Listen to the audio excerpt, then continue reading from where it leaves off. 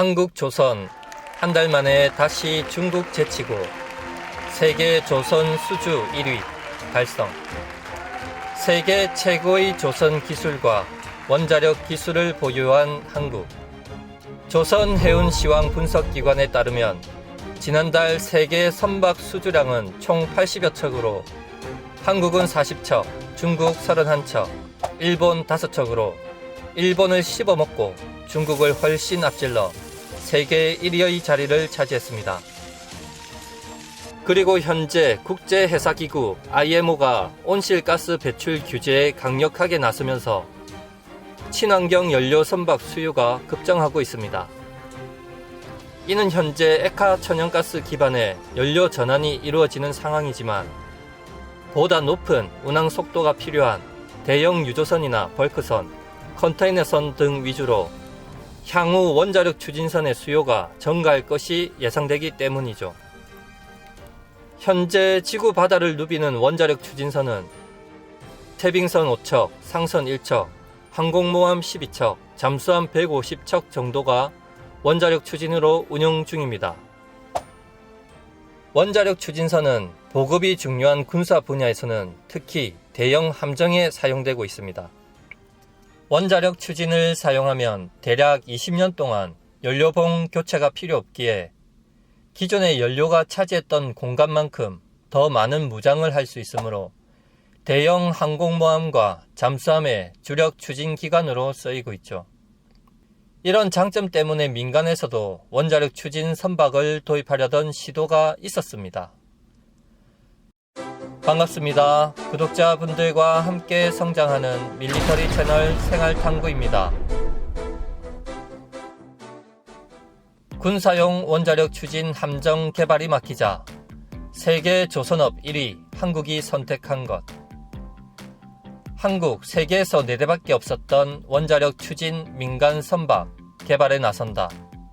한국원자력연구원이 삼성중공업과 함께 탄소 배출이 없는 원자력 추진선 개발을 추진한다고 발표했습니다.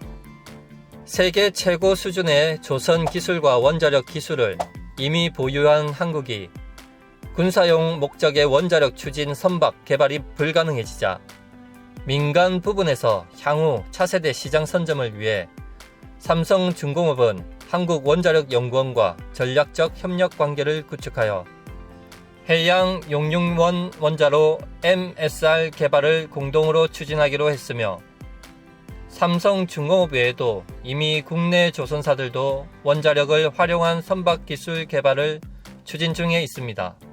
군사적 목적으로 원자력 추진 선박은 아니더라도 일단 민간 부분에서 충분히 경험을 쌓을 수 있다는 부분은 큰 의미가 될 것 같습니다. 과거에는 원자력 에너지가 차세대 청정 에너지로 각광을 받으면서 화물선에 원자로를 탑재했던 경우가 있었습니다. 세계의 원자력 추진 민간 선박 1962년 미국 NS 사바나호, 1964년 독일 오토하노, 1972년 일본 무츠호, 1988년 러시아 NS 세브모르프트호. 첫 번째로 NS 사바노호입니다. 1962년 취역한 미국의 NS 사바노호는 세계 최초로 민간용으로 건조된 원자력선입니다. 74메가와트 가압수형 원자로 덕분에 2만 마력의 출력에 최대 24노트, 즉 최대 44km의 속력을 품어내며 당시 환율로 47억 원에 건조되었는데 이 중 절반 비용이 원자로 제작에 사용되었습니다. 1960년대 한국 정부의 1년 예산이 700억 원 정도였으니 당시에는 국가 예산의 7% 정도를 배 한 대를 만드는 데 사용한 셈이죠. 당시만 해도 상상을 초월하는 금액입니다. 그런데 당시 사바노의 건조 비용이 천문학적으로 높을 수밖에 없었던 게 사바노호가 화물선인 동시에 여객선이었는데 약 8,500톤의 화물칸과 30개의 객실을 갖추고 있었기 때문입니다. 그리고 객실마다 방사능으로부터 승객을 보호하는 방호 장비가 대규모로 만들어져 있었기 때문이죠. 때문에 일반 선박과 비교했을 당시 연간 추가 비용이 200만 달러나 더 들어갔다고 합니다. 두 번째로 독일의 오토 하노. 세계에서 두 번째로 건조된 원자력 화물선으로 38메가와트 가압수형 원자로가 탑재되는데 미국의 사바노호 원자로를 제작한 회사와 동일한 업체로서 원자로를 제작했습니다.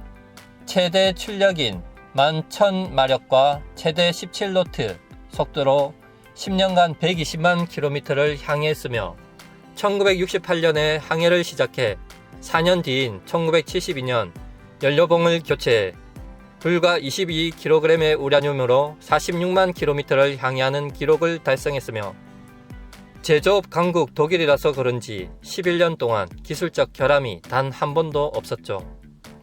그리고 옆나라 일본의 무추호. 옆나라 일본도 원자력 화물선을 보유하고 있었습니다. 1968년에 진수되었고 미쯔비시가 제작한 36메가와트 가압수형 원자로를 탑재해 최대 출력 1만 마력, 최대 속도 17노트의 화물선입니다. 아마도 당시 미국의 허락이 없었다면 결코 만들 수 없었겠죠. 그런데 말이 민간 화물선이지 일본이 원자력 추진을 군사용 목적에 적용하기 전에 민간에 먼저 적용해본 시험선으로 보입니다. 1968년에 진수되어 1992년에 해체되었다고만 알려져 있고 사실 일본의 무초에 대해서는 알려진 정보가 거의 없습니다. 네 번째로 러시아 NS 세브모르프투호. 경제성? 그딴 건 뭔 줄 몰라요. 불공국이 하면 원자력 민간 선박도 다릅니다. 불공국은 1988년 세계 최대 규모의 원자력 상선인 세브모르프투호를 건전합니다. 앞에서 소개했었던 선박에 무려 3배에 이르는 출력인 135메가와트급 KLT-40 가압수형 원자로를 사용하며 최대 속도 21노트를 내며 다른 국가들은 상상도 못할 90%의 농축 우라늄 235를 연료로 사용하죠. 우와. 남들은 10%만 되어도 부들부들 떠는데 아무튼 대단합니다. 불공국답게 상선의 크기도 제일 큰 4만톤급이며 지금도 북극해를 누비며 세빙선으로 활용되고 있죠. 이렇게 과거에는 원자력 추진 선박이 높은 비용과 효율성 등으로 가치가 높지 않았지만 현재는 원자력 추진 선박의 전망을 상당히 밝게 보고 있습니다. 이는 국제해사기구 IMO가 온실가스 배출 규제를 강조하면서 친환경 연료 선박 수요가 급증하고 있기 때문이죠. 이제 한국 조선업계도 해상 부유식 소형 원자로 기술 개발에 착수했으며 60메가와트급 해상 부유식 소형 원자로 개발에 협력 중이며 세계 최고 수준의 조선 기술과 원자력 기술을 활용해 앞으로 원자력 추진 민간 선박 시장을 선점한다는 계획입니다. 한국이라면 충분할 것으로 생각됩니다. 현재 한국은 군사 목적으로 해양 원자로를 보유할 수 없습니다.